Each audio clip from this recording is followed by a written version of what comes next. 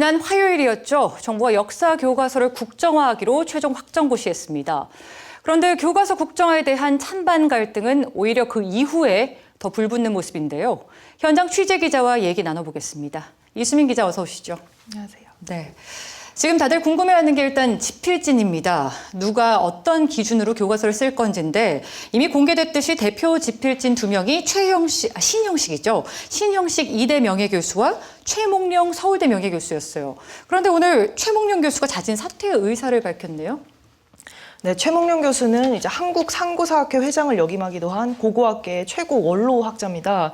그래서 23년간 국사교과서를 써온 경험이 있어서 대표 지필진 중에서도 가장 먼저 공개가 된 인물이거든요. 네. 근데 최근 국정교과서 집필에 참여한다는 의사를 밝히는 과정에서 기자들과 술자리를 겸한 인터뷰를 하던 중에 일부 여기자들에게 이제 성희롱적인 농담과 행동을 해서 이제 문제가 된 바 있죠. 네. 그래서 결국 오늘 자진 사퇴하겠다고 국사편찬위원회, 즉 국편의 의사를 밝혔고 국편도 이를 받아들였습니다. 참 사퇴 이유도 씁쓸한데 어떻게 이런 상황이 벌어진 건지 좀 더 자세하게 설명을 해주시죠. 네, 지난 수요일에 이제 국정교과서 집필 기준에 대해서 국편에서 브리핑을 했는데 원래 최몽룡 교수가 이 현장에 배석을 하기로 되어 있었거든요. 그런데 당일날 제자들이 만류한다며 나타나지 않았습니다. 그래서 기자들이 브리핑이 끝나고 최몽룡 교수 자택으로 몰려간 거죠. 근데 최몽룡 교수는 이미 제자들과 한잔을 하고 있던 상태였고 네. 자연스럽게 기자들이 술자리에 동석을 하게 된 겁니다. 그러다가 이제 제자들이 좀 빠지고 일부 여기자들이 남아서 얘기를 계속했는데 그 과정에서 이제 성적으로 수치심을 느낄 만한 행동과 발언을 한 겁니다. 네. 이미 대표 지필진으로서의 자격에 금이 간 거죠. 결국 오늘 사퇴 의사를 밝히기에 이르렀고요. 네. 이해가 좀 안 되는 게 이미 사실로 확인된 이 와중에도 경찰이 지필진이나 관련자들을 보호하겠다고 나섰다면서요.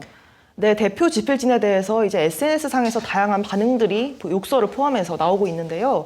지필진뿐만 아니라 국정교과서 반대 콘서트를 개최한 가수 이승환 씨 등에 대해서도 네. 찬성하는 측에서 SNS로 협박글을 올렸다고 해서 문제가 되기도 했죠. 경찰청에서는 오늘 공식적으로 지필진이나 관계자에 대해서 협박이나 명예훼손 등의 불법 행위의 우려가 높아지고 있다면서 네. 불법 행위에 대해서는 용의자를 반드시 추적, 검거하는 등 엄정히 사법 조치하겠다고 밝혔습니다.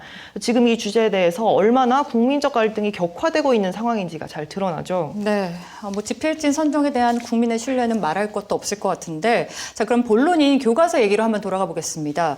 이번 한 주 동안 여러 기사들을 보면요, 뭐 이렇다 할 지필 기준이 뭐 다양한 예측들은 나오고 있습니다만 아직 공식적으로 발표된 건 없는 것 같아요. 네, 아직은 별다른 게 없습니다. 네. 그래서 기자를 모았던 국편 브리핑에서도 지필 기준이 나오지가 않았습니다. 뭐 물론 올바른 교과서, 뭐 완성도 높은 교과서, 쉽고 재미있는 교과서를 만들겠다고 방향을 밝히긴 했는데 이건 사실 지필 기준이라고 볼 수는 없죠. 그래서 아무래도 현재 갈등이 있는 주제다 보니까 말을 아끼고 있다는 겁니다. 그래서 너무나 궁금했지만 브리핑장에서 기자들의 질문 수를 5개로 제한하는 등 닫힌 모습을 보여서 말이 많았는데요. 주제 자체가 워낙 국민들의 관심이 쏠려 있는 주제이기도 하고 국편이 발표한 내용에 실질적인 정보들이 별로 포함이 되지 않아서 기자들이 질문을 많이 할 수밖에 없는 상황이었거든요. 그렇겠죠. 근데 국편이 질문 수를 제한하는 바람에 브리핑 주최 측과 기자들 사이에서 또 한바탕 소동이 벌어지기도 했습니다. 네. 다만 교육부가 지난 9월 고시한 2015 개정 교육과정의 내용을 참고했을 때 새로운 국정교과서에는 6.25 전쟁과 관련해서 북한의 남침이라는 표현이 명확하게 들어가고 1948년 8.15 대한민국 정부 수립이라는 서술은 대한민국 수립으로 바뀌게 될 것으로 보입니다. 네. 이런 가운데 국정화 반대 움직임은 더 불붙고 있는 양상인데요. 지금 정부도 불법 행위는 엄단하겠다고 나섰는데 지금 갈등이 어떤 식으로 흘러가고 있는 모습인가요? 예, 현재 지금 교육부에서 국정화 반대 시국선언에 참여한 전교조 84명을 어제 검찰에 고발한 상태입니다.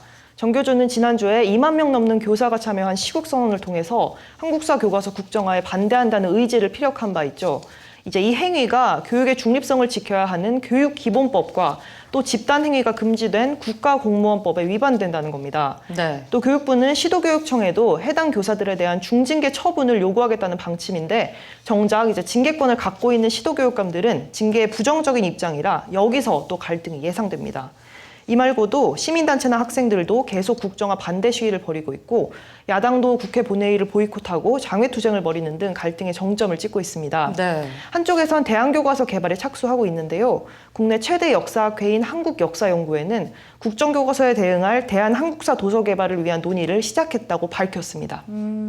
화요일에 이혜정 기자가 또 잠시 대담을 하긴 했지만 이 대한교과서가 주 교과서로 될 수 있는 가능성은 없는 거잖아요. 그래봤자 참고용 자료 이 정도밖에 되지 않는 거 아닌가요? 네, 현재로서는 그렇죠.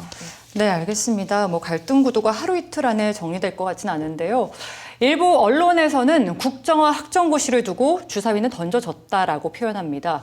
지금 같은 상황을 봤을 때 한 번 던져진 주사위라고 해도 잘못 던진 건 아닌지, 또 다시 한번 던질 수는 없는 건지 되묻게 되는데요.